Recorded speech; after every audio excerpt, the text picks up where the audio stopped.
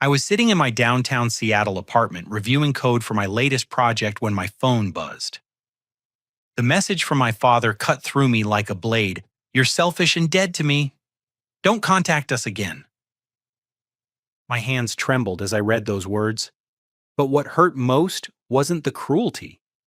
It was that this came after I'd simply said no to lending my brother Jake another $20,000 for what he claimed were urgent business debts. 6 years of quietly paying for everything. 6 years of being the invisible financial backbone holding my family together. 6 years of watching Jake take credit for my generosity while demanding more. I typed back a single word, "Okay." Then I picked up my phone and dialed my bank. "First National Bank, this is Amanda. How can I help you today? I need to cancel all automatic transfers from my accounts to any Weston family accounts effective immediately." I said, my voice steadier than I felt. Amanda paused. "Mr. Weston, are you certain I see substantial monthly transfers here?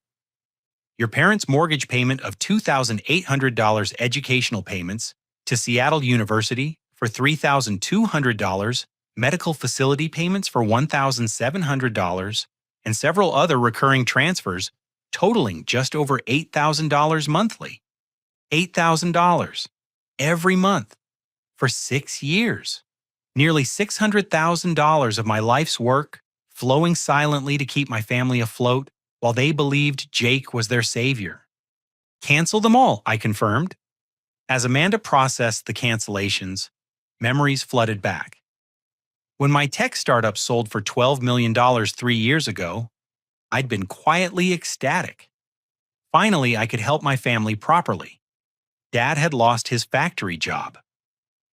Mom struggled with medical bills from her diabetes, and my sister Sarah dreamed of finishing college. My grandmother Dorothy, 84 and proud, had been living in increasingly difficult circumstances. But I'd made a crucial error. Instead of being open about my success, I'd set up anonymous transfers and fake business accounts, thinking it would preserve everyone's pride. I'd even created fake paperwork showing the money came from Jake's supposed import-export business. Jake had been struggling with gambling addiction for years in and out of rehab, and I'd wanted to give him something positive to tell the family. What I hadn't anticipated was how Jake would exploit my generosity. 3 hours after canceling the transfers, I drove to my storage unit across town. Inside a fireproof safe, I kept copies of every financial transaction I'd ever made for my family. Bank statements, transfer records, fake business documents I'd created to hide my involvement. As I spread the papers across my kitchen table, a sickening pattern emerged. According to these records, I'd been paying for Mom and Dad's mortgage since Dad lost his job. I'd covered Sarah's entire college tuition and living expenses. I'd been funding what I believed were payments to Sunset Manor Assisted Living for grandmother Dorothy's care. I'd even been covering Jake's supposed rehab center costs at Pacific Recovery Institute. But as I cross-referenced these payments with actual bank records, discrepancies appeared. The rehab payments didn't match any legitimate facility's billing structure. The assisted living payments were going to an account that wasn't affiliated with any senior care facility I could identify. I grabbed my laptop and started digging deeper. Within 2 hours, I'd uncovered a financial maze that made my stomach turn. The rehab payments were going to an account registered to something called Pacific Holdings LLC. When I searched that company, I found it listed Jake Weston as the sole proprietor. The business address, a luxury apartment complex in Bellevue. The assisted living payments were even more disturbing. They were being deposited into an account belonging to Dorothy Care Services, another LLC registered to Jake. But when I called Sunset Manor directly, they had no record of Dorothy Weston ever being a resident. My hands shook as I picked up my old iPhone, the one I'd stopped using 2 years ago but kept for backup. I scrolled through old text messages, looking for communication between Jake and our parents. What I found made me physically ill. Jake to Mom, "Eddie's being really stingy lately. He keeps questioning my business expenses. I think he's jealous that I'm finally successful. Jake to Dad. I hate to say this, but Eddie called me greedy yesterday when I asked for help with Dorothy's care costs. Sometimes I wonder if money changed him. Jake to Sarah. Don't mention Eddie's attitude to Mom and Dad. They're already stressed about Dorothy. But honestly, I'm carrying this whole family financially, and Eddie acts like he deserves credit just because he has some tech job. The messages painted me as selfish and ungrateful, while Jake positioned himself as the family's selfless provider. Every cent I'd contributed was being credited to Jake, while he simultaneously borrowed money from our parents for supposed emergencies. Emergencies I now suspected were connected to his gambling addiction. My phone rang. Sarah's name appeared on the screen. Eddie, what the hell did you do? Her voice was sharp, accusatory. Mom just called me crying. Apparently, Seattle U called saying my tuition payments stopped, and she's freaking out because their mortgage payment got rejected. Sarah, I need to explain something to you. You need to fix this is what you need to do. I have 1 semester left before graduation, and Jake's been helping me this whole time. Now you're going to sabotage that because you had some fight with Dad. The irony burned. Jake had been helping her with money I'd been providing while I was viewed as the problem. Meet me for coffee tomorrow morning, I said. There are things you need to know. I don't have time for coffee. I have finals next week, and now I'm worried I won't even be enrolled by then. She hung up, leaving me staring at a pile of financial records that told the story of a deception so elaborate, so carefully constructed, that my own family saw me as the villain in their financial rescue story. That night I couldn't sleep. I kept thinking about Dorothy. If Jake wasn't actually paying for her assisted living care, where was she? I'd been sending $1,700 monthly for 2 years believing she was receiving quality care at a nice facility. The thought of my grandmother, who'd helped raise me after my parents divorced and remarried each other, living somewhere unsafe or uncomfortable, made me sick. At 6 in the morning, I called every senior living facility in the greater Seattle area. None had any record of Dorothy Weston. Finally, I called the last number I had for her, a landline I hadn't used in 3 years, because Jake always said he'd handle communication with her since she got confused easily on the phone. An elderly voice answered after 8 rings. Hello? Grandmother, it's Eddie. Silence. Then quietly, Eddie, my Eddie. Oh, honey, I thought you'd forgotten about me. My heart broke. Grandmother, where are you living? Oh, I'm in this little place Jake found for me. It's not much, but he says it's what the family can afford right now. I understand everyone's struggling. What's the address? She gave me an address in South Seattle in a neighborhood I knew wasn't safe. As I drove there that morning, I realized I was about to discover just how deep Jake's deception went, and how much damage my attempt to secretly help my family had actually caused. The address led me to a rundown studio apartment complex, where the elevator was broken and half the hallway lights were out. I climbed 4 flights of stairs, my anger building with each step. When Dorothy opened the door, I barely recognized the woman who'd once been the strongest person I knew. She'd lost at least 30 pounds. Her apartment was barely 300 square feet, furnished with what looked like thrift store furniture and a hot plate instead of a proper stove. But her face lit up when she saw me, and she hugged me like I'd returned from war. Jake said you were too busy with your new job to visit, she said, offering me instant coffee. He said you felt bad about not being able to help with my care expenses, but that you were doing your best. I wanted to tell her everything right then, but I needed proof before I destroyed her image of Jake. Instead, I spent 3 hours with her, learning that she'd been living here for 2 years, believing the family was struggling financially, and this was the best they could afford for her care. She'd been eating mostly canned soup and crackers, afraid to ask for more help, because Jake had told her everyone was stretched thin. When I left, I drove straight to the offices of Marcus Chen, a private investigator I'd worked with during my startup's due diligence process. I handed him Jake's information and asked for a complete background check. I need to know where he lives, what he's been doing for work, and where every dollar has been going, I said. My family's been manipulated and I need proof before I confront anyone. Marcus promised results within 48 hours. While I waited, I decided to verify Jake's supposed business. According to the documents I'd seen, Jake ran an import-export company called Pacific Global Enterprises. I'd even helped him create fake invoices and contracts to show our parents when they asked about his success. But when I searched business registrations, no such company existed. Pacific Holdings LLC, the account receiving my rehab payments, was registered to Jake's name with an address I didn't recognize.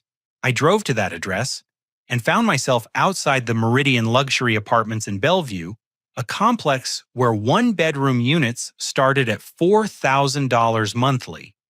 I waited in my car for 3 hours before I saw Jake emerge from the building's parking garage, driving a brand new BMW I'd never seen before. But he wasn't alone.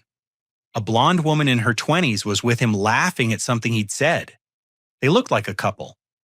This was interesting considering Jake had told our parents he was too focused on business and recovery to date anyone. I followed them to an upscale restaurant in downtown Bellevue where they met another couple for what appeared to be a double date. Through the window, I watched Jake pay the bill with a credit card, looking relaxed and happy. Marcus called the next morning. "Eddie, you need to sit down for this." His voice was grim. "Your brother has no legitimate source of income, no registered business, no employment records for the past 3 years, but he's living in a $2,000 apartment and spending money like he's wealthy. What about the rehab? There's no Pacific Recovery Institute at the address on those bills. That address is a fake." But here's where it gets worse. Jake's been gambling at underground poker games in 3 different locations around Seattle. High-stakes games. According to my sources, he's won some big hands, but he's lost even more. Marcus paused. "Eddie, I found evidence that he owes money to some very dangerous people. Loan sharks who don't mess around. And there's more." "Tell me." "He's been using multiple credit cards registered under various family members' names. Identity theft, essentially. But the worst part is what I found about your grandmother's situation." My stomach dropped. "Jake's been collecting $1,700 monthly from you for her care, but she's been paying her own rent on that studio apartment from her Social Security. Jake convinced her to sign over power of attorney 2 years ago, claiming it was for family financial planning. He's been taking her Social Security payments above her basic living expenses and using them for gambling." I sat in silence, processing the magnitude of Jake's betrayal. "There's one more thing," Marcus continued. "Jake owes $75,000 to a loan shark operation run by someone called Tony Marcelli. According to my sources, Marcelli's been getting impatient. They're threatening to collect from Jake's family if he doesn't pay soon." "What does that mean?" "It means they might go after your parents' house, Eddie. If Jake used any family property as collateral without their knowledge, your parents could be in physical danger."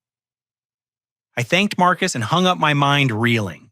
Everything I'd done to help my family had been twisted into a weapon against them. Jake had turned my financial support into his personal gambling fund while positioning himself as their savior and me as their selfish, successful son who refused to help.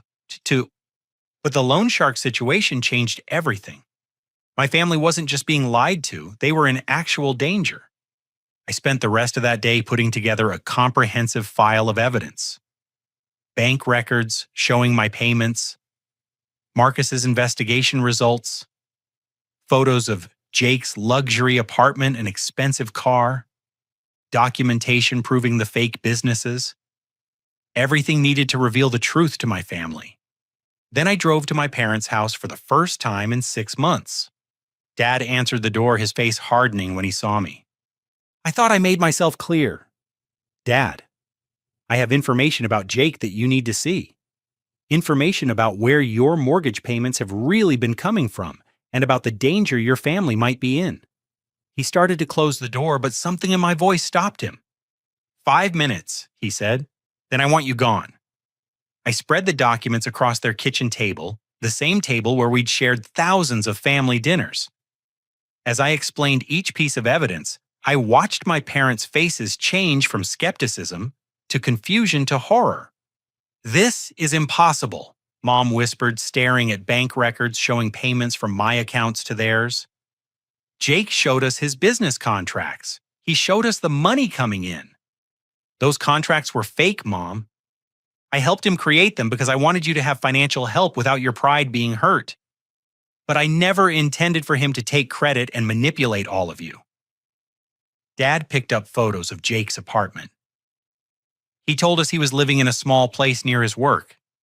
Said he was keeping expenses low to help the family more. "He's been living in luxury while telling you I was selfish for not helping more. And there's something else you need to know about the loan sharks." I explained the $75,000 debt, the threats against family members, and the possibility that their house had been put up as collateral without their knowledge. Mom started crying. Dad sat in stunned silence. Then the front door opened and Jake walked in. "Hey, Mom, Dad, I brought dinner from that place you like." He stopped when he saw me, and the paper spread across the table. His confident smile faltered for just a moment before returning. "What's going on here?" Dad looked at Jake with an expression I'd never seen before. "Son, we need to talk." But Jake was already moving toward me, his face flushed with anger. "Eddie, what are you doing here? What lies are you telling them now?" "They're not lies, Jake, and you know it." Jake's eyes scanned the documents on the table, and I saw the moment he realized his deception was over. But instead of confession or remorse, his expression hardened into something almost dangerous. "You always had to be the hero, didn't you?" he said. "You couldn't just let me have this one thing." That's when I realized Jake had never intended to pay me back, never felt guilty about the lies, and never cared about the damage he was causing to our family. He'd simply found a system that worked for him, and my confrontation was just an inconvenience to be managed. What I didn't know was that Jake had been preparing for this possibility for months, and the conversation was about to take a turn that would put everyone in immediate danger. What one thing Jake, Dad's voice was barely controlled. "What one thing are you talking about?" Jake looked around the room calculating. I could see him weighing his options, deciding whether to continue lying or try a different approach. He chose manipulation. "Look, maybe I should have been more honest about Eddie's contributions," he said, his voice taking on the wounded tone I'd heard him use countless times when caught in smaller lies. "But Eddie doesn't understand what it's like to be the failure of the family. He's always been successful, always had money. I just wanted to feel useful for once." "By stealing from grandmother Dorothy," I said. "By putting their house at risk with loan sharks." Jake's face went pale. "You don't know what you're talking about." $75,000, Jake. That's what you owe Tony Marcelli's operation. And according to my investigator, you've been using family information as collateral." Mom gasped. "Jake, tell me he's lying." Before Jake could answer, there was a loud knock at the front door. Not a polite knock, the kind that makes everyone in the house freeze. Dad went to the window and peered through the blinds. "There are 3 men outside," he said quietly. "Big men. They don't look friendly." Jake's face went white. "Don't answer it." The knocking continued, getting more insistent. Then a voice called out, "Jake Weston, we know you're in there. Time to settle up." Dad looked at Jake with pure horror. "What have you done? It's not supposed to happen like this," Jake said, backing toward the kitchen. "I had more time. I was going to figure it out." The knocking stopped. For a moment, we all stood in terrified silence. Then we heard voices around the side of the house and the sound of the back door handle being tested. "Call 911. I told Mom, but Jake grabbed the phone from her hand. "No police," he said desperately. "These aren't the kind of people who disappear when cops show up. They'll just come back later and they'll be angrier." "Then what do you suggest?" Dad's voice was shaking. Before Jake could answer, my phone rang. Unknown number. "Answer it," Jake said. "It's probably them." I answered. A gravelly voice said, "You must be the brother with money. We need to talk." "Who is this?" "Someone who's tired of waiting for your worthless brother to pay what he owes. You can settle this right now, or things get complicated for your whole family. I looked around the room at my terrified parents, at Jake, who was practically trembling at the evidence of years of manipulation spread across the kitchen table. Everything clicked into place. "Put me on speaker," I told the caller. "Eddie, don't," Jake pleaded. I put the phone on speaker. "This is Eddie Weston. You're calling about money my brother owes you. $75,000 plus interest, plus fees for having to come here tonight. Let's call it $90,000 even." Dad made a choking sound. Mom grabbed his arm. "Here's what's going to happen," I said, surprised by how calm my voice sounded. "You're going to leave this property immediately. You're going to give me 24 hours to verify the exact amount owed and the terms. Then we'll discuss payment. You don't make demands with us, kid." "I'm not making demands. I'm offering a business solution. You want your money, I have money. But we do this legally and properly, or you don't get a cent and you deal with FBI Financial Crimes Unit instead." There was a pause, then 24 hours. "But if you're playing games," "No games, but no more visits to this house either. My parents had nothing to do with this debt." After I hung up, the room was silent except for Dad's labored breathing. "How did you know to say that?" Mom asked. "Because I've dealt with business negotiations before. They want money, not violence. Violence is bad for business." Jake slumped into a chair. "Eddie, I'm sorry. I never meant for it to go this far." "How far exactly? What else haven't you told us?" Jake looked up with tears in his eyes. "I forged some documents for the loans. I may have used Dad's signature." Dad's face went red. "What documents?" "Loan applications. I told them Dad was co-signing. And I may have used the house as collateral." Mom screamed, actually screamed, a sound of pure anguish that I'd never heard from her before. Dad grabbed his chest, and for a moment I thought he was having a heart attack. "Dad, are you okay?" He was breathing heavily, his face gray. "My chest, it's tight." "We're going to the hospital," I said. "Now." "Eddie, wait," Jake said. "We need to talk about how to handle this, as a family." I turned to look at my brother, really look at him. And for the first time I saw him clearly. Not as the troubled younger brother I'd been trying to save, not as the gambling addict who needed help, but as a man who had systematically destroyed his family's financial security while positioning himself as their savior, a man who had just put my father in the emergency room. "Jake," I said quietly, "you're going to pack a bag and leave this house tonight. You're going to stay away from Mom and Dad while I figure out how to clean up this mess. And you're going to pray that Dad is okay. You can't kick me out of my parents' house. Watch me." As the paramedics arrived and loaded Dad into the ambulance, I realized that everything I thought I knew about my family had been built on Jake's lies. And now, with Dad possibly having a heart attack and loan sharks threatening my mother, I was going to have to decide whether saving Jake was worth destroying everyone else. The answer for the first time in my life was becoming clear. Dad spent 2 nights in the hospital with what doctors called a cardiac event. Not quite a heart attack, but dangerous enough to require monitoring. While he recovered, I worked around the clock to untangle the financial web Jake had created. The loan shark situation was worse than I'd initially understood. Jake hadn't just borrowed $75,000. He'd forged loan documents using Dad's information, making it appear that Dad was the primary borrower with Jake as a co-signer. Legally, this made Dad responsible for the debt even though he'd never seen the money. I hired Benjamin Torres, an attorney who specialized in financial crimes, to review all the documentation. His assessment was grim. "Your father could face criminal charges if the loan shark operation decides to press fraud charges," Ben explained. "And since the house was used as collateral without his knowledge, he could lose the property even if the criminal charges don't stick." "What about Jake?" "Jake's committed multiple federal crimes: identity theft, elder abuse, regarding your grandmother fraud involving the fake business entities. If you decide to pursue charges, he's looking at serious prison time." When I brought this information to the hospital, Dad listened in silence while Mom cried quietly in the corner chair. "What do you think we should do?" Dad asked when I finished explaining. I think we need to be realistic about who Jake is and what he's done, I said. This isn't a mistake or an addiction problem. This is criminal behavior that's put all of you in danger. Mom looked up, her eyes red from crying. He's still my son. He's also the reason you're sitting in a cardiac unit right now. Eddie, that's not fair. What's not fair, Mom, is that I've been secretly supporting this family for 6 years while Jake took credit and manipulated all of you into thinking I was selfish.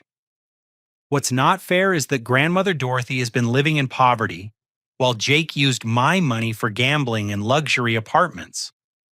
What's not fair is that Dad almost died from stress caused by Jake's lies. Sarah arrived at the hospital that evening. She'd driven from campus after I'd finally reached her with a full explanation of the situation. "This is insane," she said, reading through the evidence I'd compiled. "Jake's been paying for my school this whole time with your money." "Yes." "And he told Mom and Dad that you refused to help with my tuition." "Yes." Sarah sat down hard in a waiting room chair. "I called you selfish. I told my friends that my successful brother was too proud to help with family problems." "Sarah, you didn't know." "But I should have known. I should have questioned why Jake suddenly had money when he'd been struggling for years." When Jake arrived at the hospital that night, he found all 4 of us waiting for him in Dad's room. I'd insisted that this conversation happen with everyone present. "How is he?" Jake asked, looking at Dad in the hospital bed. "Alive," I said. "No thanks to you." "Eddie, can we talk privately?" "No. Everything you want to say, you can say in front of everyone." Jake looked around the room, clearly uncomfortable with the audience. "Look, I know things got out of hand, but I can fix this. I have a plan." "What plan?" Sarah asked. "There's a poker game this weekend, high stakes. If I can just get a stake together, I can win back everything I owe and more." The room fell silent. Even Mom, who'd been defending Jake all week, stared at him in disbelief. "You want to gamble your way out of a gambling debt?" Dad's voice was weak but incredulous. "It's not gambling when you know you can win. I've been watching these players for months. I know their tells their patterns." "Jake," I said slowly, "do you understand that you've committed multiple felonies? That there are federal agencies that investigate the kind of fraud you've been running? That Mom and Dad could lose their house because of documents you forged? That's why I need to win the money back, to make everything right." "And what if you lose?" Jake hesitated. "I won't lose." "But what if you do?" "Then..." Jake's voice trailed off as he apparently realized the question had no good answer. "Then our parents lose their home, and you go to prison, and Grandmother Dorothy continues living in poverty, while you gamble away any remaining family resources." I finished. "Eddie, you don't understand the pressure I've been under. The pressure of living in a luxury apartment while your grandmother eats canned soup for dinner. That's not... I was going to fix that. When after the next big win after the win after that..." Sarah stood up. "Jake, I need to ask you something and I want you to tell me the truth." "Okay." "Did you ever intend to pay Eddie back for any of the money he gave the family?" Har... Jake looked around the room, clearly calculating his answer. "Of course I did." "That's not what I asked." "Did you ever intend to tell the family that Eddie was the one paying for everything?" It's complicated." "It's yes or no, Jake." Silence. "No," he finally said. "I didn't plan to tell you. Eddie has always been the successful one. I just wanted to feel important for once. By stealing credit for his generosity? By finally being useful to my family." "You weren't useful," Sarah said, her voice hard. "You were harmful. You turned us against the one person who was actually helping us." "Sarah, please." "No, Jake, I'm done. I spent 6 months thinking Eddie was selfish and cruel while you were living off his money and lying to all of us." Mom finally spoke up. "Jake, honey, you need help. Professional help. I need support from my family. You need to face consequences for your actions," I said. "Tomorrow morning, I'm meeting with the FBI Financial Crimes Unit. I'm giving them everything I've found about your activities. Eddie, you can't. I can and I will. He's your brother, Mom pleaded. And you're my parents, and Dorothy is my grandmother, and Sarah is my sister. Jake made a choice to hurt all of you for his own benefit. Now I'm making a choice to protect all of you from further harm. What about the loan sharks? I'll handle the loan sharks. But I won't enable Jake anymore, and I won't watch him destroy this family while pretending to save it. Jake stood up, his face flushed with anger. Fine. You want to be the hero, you handle everything. But don't expect me to thank you for sending me to prison. I don't expect anything from you anymore, Jake. That's the point. After Jake left, the room was quiet for a long time. Finally, Dad spoke. Eddie, are you sure about involving the FBI? Dad Jake committed federal crimes, identity theft, elder abuse fraud. If I don't report it, he'll just find other victims, maybe other family members, maybe innocent people. But he'll go to prison. He earned that outcome. Sarah took my hand. Eddie, I'm sorry. For everything I said, everything I believed about you. You didn't know. But I should have trusted you. You've never lied to us. Actually, I did lie. I lied about where the money was coming from. If I'd been honest from the beginning, maybe none of this would have happened. Dad shifted in his hospital bed. Son, why didn't you tell us about your success, about wanting to help? I thought about that question. Because I was afraid you'd be too proud to accept help. And because I wanted Jake to feel successful instead of like the family failure. So you let us think you were selfish while Jake got credit for your generosity. I thought I was protecting everyone's feelings. And look how that turned out. Mom wiped her eyes. What happens now? Now we rebuild, I said. Honestly this time. No more secrets, no more lies, no more enabling destructive behavior. And Jake, I looked at my parents, at Sarah, at the evidence of Jake's betrayal spread across the hospital room table. Jake makes his own choices now and lives with his own consequences. What I didn't know was that Jake was already making his next choice. And it would prove that everything I'd learned about him so far was just the beginning of his capacity for deception and manipulation. The FBI took Jake into custody 3 days later. Agent Patricia Morgan, who specialized in financial fraud cases, met with me at their Seattle field office to review the evidence I'd compiled. This is one of the most comprehensive cases of family financial fraud I've seen, she told me as we went through the documentation. Multiple identity theft charges, elder abuse, loan fraud, and the fake business entities. Your brother's looking at significant federal prison time. How long? With this much evidence, probably 5 to 7 years minimum. I should have felt relieved. Instead, I felt exhausted. The loan shark situation resolved more quickly than expected. It turned out that Tony Markelli's operation was already under federal investigation, and my documentation of Jake's forged loan papers gave the FBI additional evidence for their case.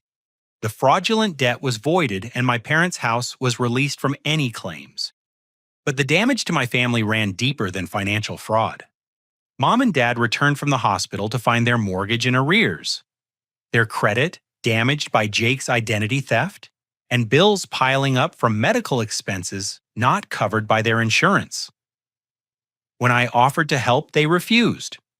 We need to stand on our own feet, Dad said when I came to their house with a check to cover their immediate expenses. We've been accepting charity without knowing it for too long. It's not charity, Dad. I'm your son. You're our son who we treated terribly because we believed Jake's lies about you. That wasn't your fault? Wasn't it? We chose to believe that our gambling-addicted son suddenly became a successful businessman and that our genuinely successful son was too selfish to help his family. We wanted to believe Jake's story because it made us feel better about ourselves. Mom nodded sadly. We were proud that Jake was taking care of us. It felt good to have him be the responsible one for once. So when I offered to help in the past and you said you were fine, we thought Jake was handling everything. We thought you knew that and were choosing not to contribute. Sarah came home from college that weekend. Her tuition was covered through the semester, but after that she'd need student loans or a different plan. I can pay for your final semester, I told her. No. Sarah, there's no reason for you to go into debt when I can easily afford it. There's every reason.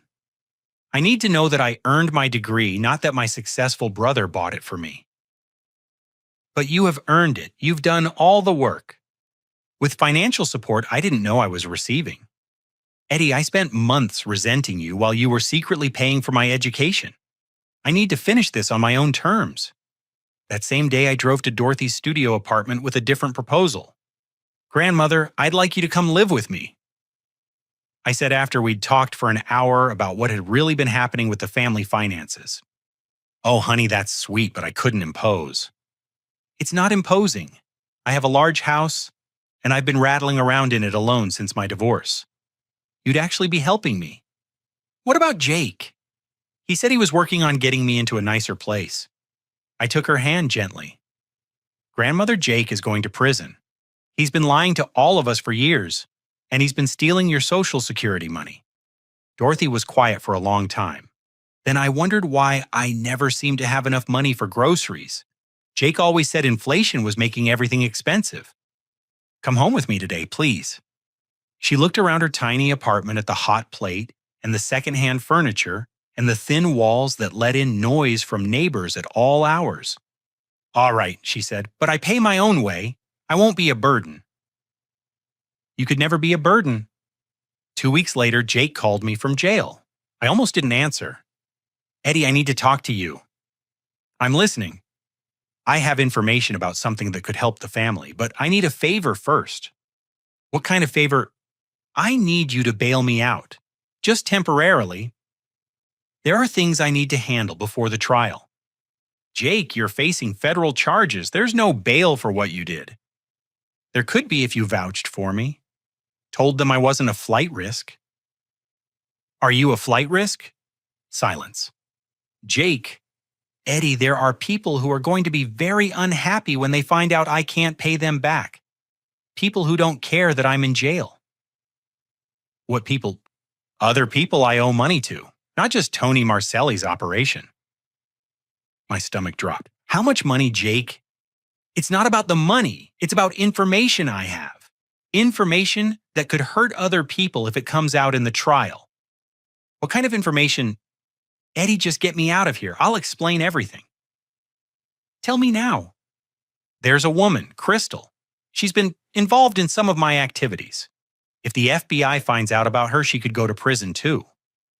And she has nothing to do with the family stuff. Jake, if you've involved other people in your crimes, she's not involved in crimes, but she knows things. Things that make her dangerous to some powerful people. I closed my eyes. What things? Things about other high-stakes gambling operations. Things about people who can't afford to have their activities investigated. And you think these people might hurt her to keep her quiet? I think they might hurt anyone connected to me if they think there's a risk of exposure. Including our family? Eddie, just get me out of here, please. I hung up and immediately called Agent Morgan. We need to meet, I told her. There are complications you need to know about. What Jake hadn't told me was that Crystal was already reaching out to me herself with information that would change everything I thought I knew about the scope of his criminal activities. Crystal Martinez contacted me through a burner phone number she'd gotten from Jake's personal effects. When we met at a downtown coffee shop, she was nervous, constantly checking over her shoulder and speaking in whispers. Jake said, if anything ever happened to him, I should contact you, she said, sliding a manila envelope across the table.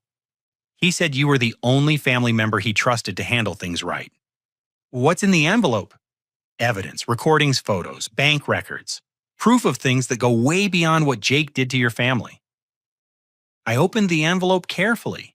Inside were USB drives, printed photographs, and what appeared to be bank statements from accounts I didn't recognize. Crystal, I need you to explain what I'm looking at. She took a shaky breath. Jake wasn't just gambling. He was laundering money for other people. Big operations. The high-stakes poker games were fronts for moving dirty money through fake business accounts. And you know this how? Because I work for the State Banking Commission, Financial Compliance Investigation. I've been undercover for 8 months building a case against the entire operation. Everything clicked into place. You're law enforcement. Jake doesn't know, nobody knows except my handler and the federal task force. But when Jake got arrested, it compromised my position. The people running these operations are going to assume he'll flip and give up names to reduce his sentence. Will he? I don't think Jake understands how big this really is. He thought he was just gambling and doing small-time fraud. He has no idea he was part of a multi-million-dollar money laundering scheme. Crystal opened one of the USB drives on her laptop. Financial records filled the screen showing transfers between dozens of accounts, many with business names I recognized from Jake's fake documentation. Jake created these fake business entities for his personal fraud, but the money launderers adopted them for their own use. Pacific Holdings, Dorothy Care Services, Pacific Global Enterprises. They've been moving money through accounts Jake set up using his identity theft techniques to create additional fake businesses. So Jake accidentally became part of organized crime. Jake became a useful idiot for organized crime, and now that he's in custody, they're cleaning up loose ends. She showed me photographs of men I didn't recognize entering and leaving various businesses around Seattle. These are the people who are going to be very unhappy when they realize their money laundering network has been exposed because Jake couldn't control his gambling addiction. What do you need from me? I need you to convince Jake to cooperate fully with the federal investigation. Everything he knows, every person he's met, every transaction he's been part of. In exchange, the task force can offer him witness protection instead of maximum prison time. And if he doesn't cooperate, Crystal's expression darkened. If he doesn't cooperate, he'll probably be killed in prison within 6 months. And there's a possibility they'll go after your family members to ensure Jake's silence. I stared at the evidence spread across the coffee shop table. How did this become so complicated? Because Jake never understood the consequences of his actions. He thought he was running small cons on his family. He didn't realize he was opening doors for much larger criminal enterprises. That afternoon, I visited Jake in the federal detention center. When I explained what Crystal had told me, his face went white. Eddie, I swear I didn't know about the money laundering. I just needed accounts that looked legitimate for the poker games. Jake, these people don't care what you intended. They care that you've created a liability for their operation. What do I do? You tell the FBI everything, every name, every meeting, every transaction. You cooperate completely and hope they can protect you. What about the family? What about them? If I cooperate, these people might retaliate against mom and dad, against Sarah, against you. For the first time since this entire situation began, I heard genuine concern for others in Jake's voice. If you don't cooperate, they'll definitely retaliate, I said. The only way to protect the family is to help the FBI shut down the entire operation. Jake was quiet for a long time. Eddie, I'm sorry. For everything. For lying about the money, for turning the family against you, for putting everyone in danger. I know. Do you forgive me? I thought about that question. About 6 years of secret financial support, about Dorothy living in poverty while Jake lived in luxury, about Dad in the cardiac unit, about the fear in Mom's eyes when the loan sharks came to the house. I forgive you for being addicted to gambling, I said. I forgive you for making mistakes. But I don't forgive you for manipulating the family for years while I was trying to help everyone. I don't forgive you for stealing Dorothy's Social Security money. And I don't forgive you for putting our parents' lives in danger. Jake nodded slowly. That's fair. But I'll help you get through this if you do the right thing now. What's the right thing? Tell the truth, all of it. For once in your life, just tell the complete truth. Jake did cooperate with the FBI investigation. His testimony helped bring down a money laundering operation that had been moving over $50 million annually through fake businesses and gambling fronts. 12 people were arrested, including the loan shark operation that had threatened our family. But Jake's cooperation came with a price. He received a reduced sentence of 3 years in federal prison followed by 5 years of supervised probation. He would have to testify in multiple trials and remain in protective custody for his own safety. The day of Jake's sentencing, our entire family was in the courtroom. Mom cried throughout the proceedings. Dad sat stoically, his face showing no emotion. Sarah held my hand, and Dorothy squeezed my other hand when the judge announced the sentence. When it was over, we were allowed a brief meeting with Jake before he was transferred to a federal facility in another state. "Take care of them," he said to me. "Take care of the family.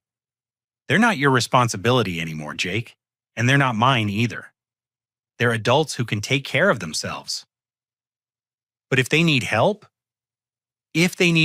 they'll ask for it honestly, and I'll decide whether to provide it based on what's best for everyone involved, not based on guilt or manipulation." Mom hugged Jake goodbye, whispering something I couldn't hear. Dad shook his hand formally like a business acquaintance. Sarah said nothing, but tears ran down her cheeks. As we left the courthouse, I realized that my family would never be the same. But maybe that wasn't entirely a bad thing. 2 years have passed since Jake began serving his federal sentence. The changes in my family have been both painful and profound, but ultimately necessary for everyone's growth and healing. Dorothy thrived in my home from the moment she moved in. At 86, she turned out to be sharper, funnier, and more resilient than any of us had realized. The confusion Jake had described was actually the result of malnutrition and social isolation, not dementia. Within 3 months of proper food and daily conversation, she was beating me at chess and offering unsolicited advice about my love life. "You know, Eddie," she told me one evening as we sat on my back deck overlooking Lake Washington, "I always wondered why you stopped visiting. Jake said you were too busy with work, but it didn't sound like the boy I'd helped raise. Why didn't you call me directly? Jake said you'd asked him to handle all family communication because you found my calls too depressing." She laughed bitterly. "I spent 2 years thinking I was a burden to my own grandson." Dorothy became my closest confidant during the difficult process of rebuilding relationships with my parents and Sarah. She was also the one who convinced me to start dating again after my divorce, arguing that I couldn't spend my whole life trying to fix other people's problems. "Love isn't about rescuing people," she told me. "It's about finding someone who doesn't need rescuing." I took her advice and began dating Rachel, a veterinarian I met when I adopted a rescue dog named Murphy.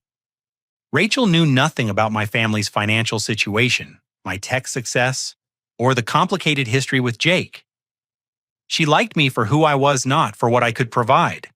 And that felt revolutionary after years of being valued primarily for my ability to solve other people's problems. My relationship with my parents remained complicated but gradually improved. They were too proud to accept direct financial help, but they allowed me to hire them as consultants for a charitable foundation I established to help families affected by gambling addiction. Dad's factory experience and Mom's bookkeeping skills made them genuinely valuable contributors to the foundation's operations. Working together on the foundation gave us a way to rebuild our relationship around shared goals rather than financial dependency. Slowly, we began to trust each other again. Dad admitted that he'd always suspected Jake's business success stories didn't add up, but he'd wanted to believe them so badly that he'd ignored obvious inconsistencies. I needed Jake to be successful, he told me during one of our foundation meetings. I needed to believe that something good had come from all his struggles with addiction and unemployment. When you seemed uninterested in helping the family, it was easier to believe you were selfish than to admit Jake was still lying. Mom's healing process was more difficult. She'd built her identity around being Jake's protector and advocate, and accepting that he'd systematically lied to and stolen from the family required her to completely reassess her role as a mother. "I enabled him," she said during one of our monthly dinners.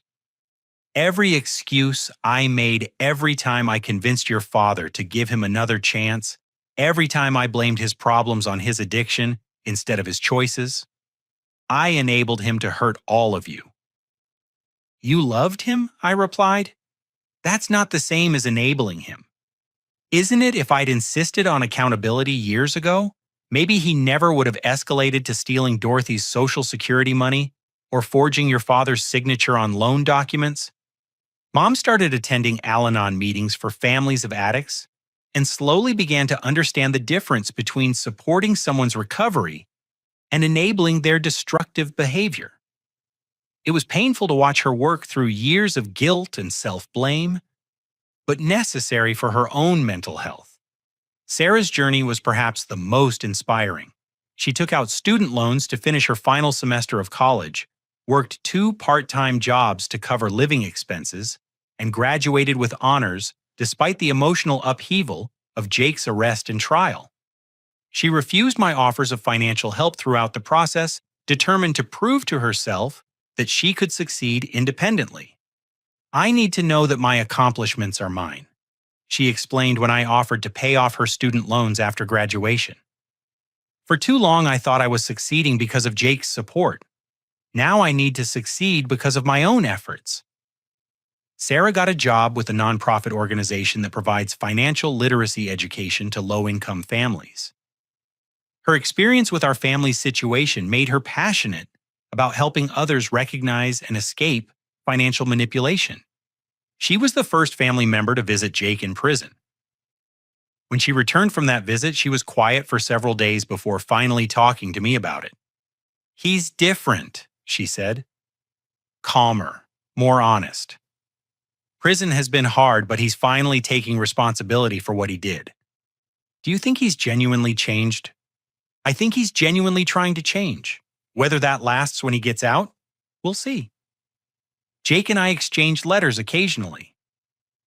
His were different from any communication I'd ever received from him. Honest about his mistakes, realistic about the damage he'd caused, and focused on making amends rather than asking for favors. He'd completed addiction treatment programs in prison and was working with a counselor to understand the psychological patterns that had led to his criminal behavior. In one letter, he wrote, I realize now that I was addicted to more than gambling. I was addicted to the feeling of being important, of being needed, of being seen as successful. Taking credit for your generosity wasn't just about money. It was about finally feeling like I mattered to the family. He also wrote about his plans for after his release. I know I can't just come back and expect to pick up where I left off with the family. I've lost the right to expect anything from any of you. But I hope that someday, if I can prove that I've genuinely changed, there might be a place for me in your lives again. I wasn't ready to make any promises about the future, but I was encouraged by the self-awareness his letters demonstrated. The foundation Dorothy, Rachel, and I established has become my primary focus outside of work. We provide emergency financial assistance to families dealing with gambling addiction, but we also offer education about financial manipulation tactics and healthy family boundaries. Many of the families we help have stories similar to ours. One family member's addiction or mental health issues creating chaos that affects everyone else's stability and well-being. Through this work, I've learned that my family's story isn't unique. Across the country, there are countless families struggling with the balance between supporting loved ones and enabling destructive behavior. There are siblings like me who sacrifice their own needs to fix other people's problems. There are parents like mine who desperately want to believe their troubled children have turned their lives around. There are grandparents like Dorothy who suffer in silence, while their families focus on more dramatic crises. Most importantly, I've learned that loving someone doesn't mean protecting them from the consequences of their actions. Real love sometimes requires allowing people to fail to face accountability and to do the hard work of changing themselves rather than expecting others to constantly rescue them. My relationship with Rachel has taught me what healthy love looks like. She supports my desire to help my family, but she doesn't define herself by her ability to fix my problems. When I told her about Jake's situation and my complicated feelings about his eventual release from prison, she listened without judgment, but also without trying to tell me what I should do. It's your family and your decision, she said. But whatever you decide, make sure you're choosing what's best for you, not just what feels comfortable or familiar. That advice has guided many of my choices over the past 2 years. When my parents suggested that Jake should come live with them after his release to help with his transition back to society, I supported their right to make that choice while making it clear that I wouldn't provide financial support for Jake's housing or expenses. When Sarah asked if I thought she should include Jake in her upcoming wedding, I told her that her wedding should include people who make her feel loved and supported, and that she shouldn't feel obligated to include someone based solely on blood relationship. These conversations have been difficult, but they've also been liberating. For the first time in my adult life, I'm not responsible for managing other people's emotions or solving their problems. I can offer support and advice when asked, but I don't have to rescue anyone or protect them from their own choices. Dorothy often reminds me that this was always an option. "You chose to carry everyone's burdens, Eddie," she told me recently. "Nobody forced you to do that. Jake took advantage of your generosity, but you also allowed him to do it for years because it felt good to be needed." She was right. Part of my identity had been built around being the successful brother who could solve everyone's problems. Jake's betrayal had hurt not just because he'd lied and stolen, but because it had forced me to confront my own need to be seen as the family savior. Learning to love my family without trying to fix them has been one of the hardest lessons of my life, but also one of the most important. I can be there for them without being responsible for their happiness. I can offer help without taking ownership of their problems. I can maintain boundaries while still maintaining relationships. As I write this, Jake has 18 months left on his sentence. My parents are financially stable again, living within their means and rebuilding their credit. Sarah is engaged to a wonderful man who knows our family's complete history and loves her anyway. Dorothy is teaching Rachel how to make her famous apple pie and giving unsolicited relationship advice to anyone who'll listen. I've learned that family isn't just about blood relationships or shared history. Real family consists of people who choose to love and support each other honestly, without manipulation or hidden agendas. Some of my biological family members qualify for that definition, and some don't. That's okay. The foundation has helped over 200 families in the past 2 years, and the work has given me a sense of purpose that goes beyond personal success or wealth accumulation. Every family we help reminds me that healing is possible, that people can change, and that sometimes the most loving thing you can do is refuse to enable someone's destructive behavior. When people ask me if I regret the way I handled Jake's situation, my answer is always the same. I regret the secrecy and deception that allowed the situation to develop in the first place. I regret not being honest with my family about my financial success and my desire to help them. I regret creating a system that allowed Jake to take credit for my generosity while positioning himself as the family's savior. But I don't regret exposing his fraud, and I don't regret allowing him to face the consequences of his actions. Those consequences may have saved his life by forcing him to confront his addictions and criminal behavior. They certainly saved my family from years of continued manipulation and financial abuse.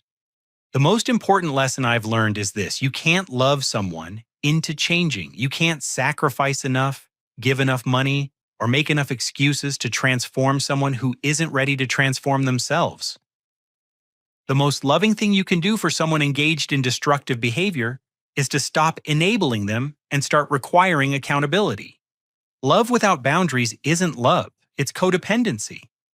Support without honesty isn't support, it's enabling.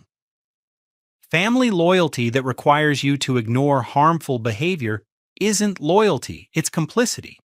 Real love, real support, and real loyalty sometimes require difficult choices. They require saying no when someone asks you to participate in their dysfunction. They require walking away when someone refuses to take responsibility for their actions. They require choosing your own mental health and well-being over other people's comfort with familiar patterns of dysfunction. These aren't easy lessons to learn, and they're even harder to practice. But they're essential for anyone who wants to build genuine, healthy relationships instead of partnerships based on manipulation, guilt, and unspoken obligation. My family story could have ended differently. If I'd continued to enable Jake's behavior, if I'd chosen to pay off his debts without exposing his fraud, if I'd prioritized temporary peace over long-term accountability, we might have maintained the illusion of family harmony for a few more years. But eventually, Jake's criminal behavior would have escalated. The loan sharks would have become more dangerous, more family members would have been hurt, and all of us would have remained trapped in a dysfunctional system that benefited no one except Jake's addiction.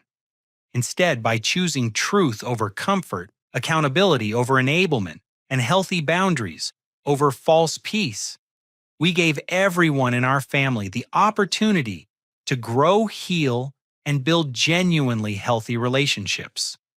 That opportunity wasn't free. It cost us years of painful conversations, difficult realizations about ourselves and each other, and the hard work of rebuilding trust from scratch.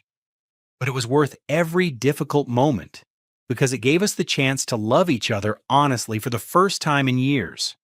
If you're dealing with a family member whose behavior is harmful to themselves and others, I want you to know that you have permission to protect yourself. You have permission to say no.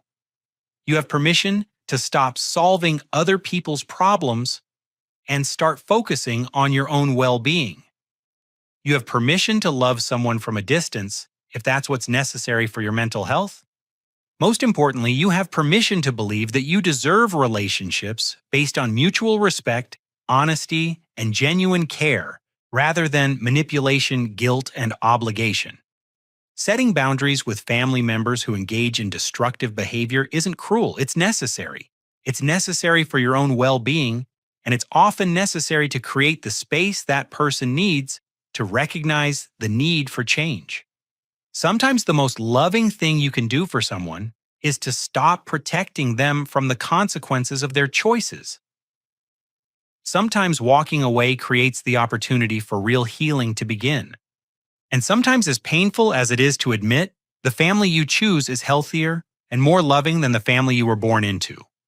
That's not a failure of blood relationships. It's a recognition that love is a choice, and healthy love requires mutual respect, honesty, and accountability from everyone involved. The people in your life who truly love you will respect your boundaries, support your well-being, and take responsibility for their own actions.